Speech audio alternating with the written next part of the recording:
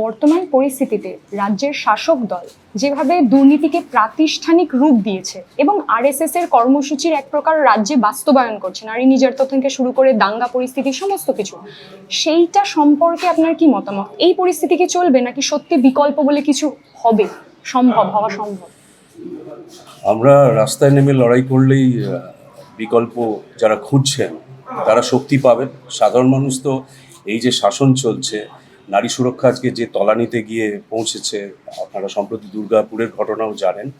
এই অবস্থার মধ্যে একটা বাজারে মিডিয়ার মাধ্যমে চালিয়ে দেওয়া হচ্ছে যে নতুন একটা শক্তি উঠে আসছে বিজেপির হাত ধরে, যারা মূলত তৃণমূলের ছাঁটাইদের নিয়ে তৈরি একটা দল। তারা কখনোই তৃণমূল সংস্কৃতির বাইরের কোনো সংস্কৃতি, এখানে রাজনৈতিক সংস্কৃতির কথা বলছি আমি, সেটা তৈরি করতে পারবেন না।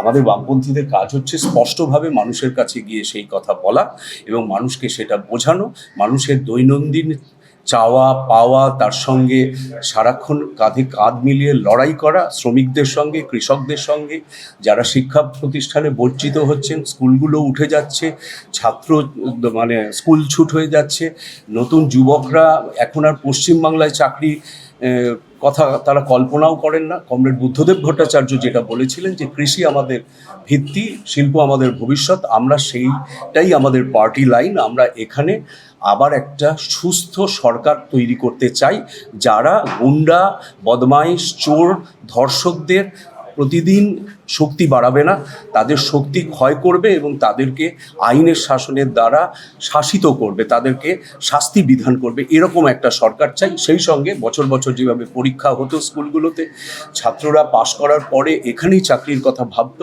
কৃষকরা তাদের এমএসপি পেত, মানে ন্যূনতম সহায়ক যে মূল্য পেত, এই জিনিসগুলো এখানে যদি পুনঃপ্রতিষ্ঠিত না করা যায় পশ্চিমবঙ্গ রসাতলে যাবে। সেই বিকল্প তৈরির জন্যই আমরা এখানে কথা বলছি, সমবেত হচ্ছি এবং মানুষের কাছে ঘরে ঘরে যাচ্ছি।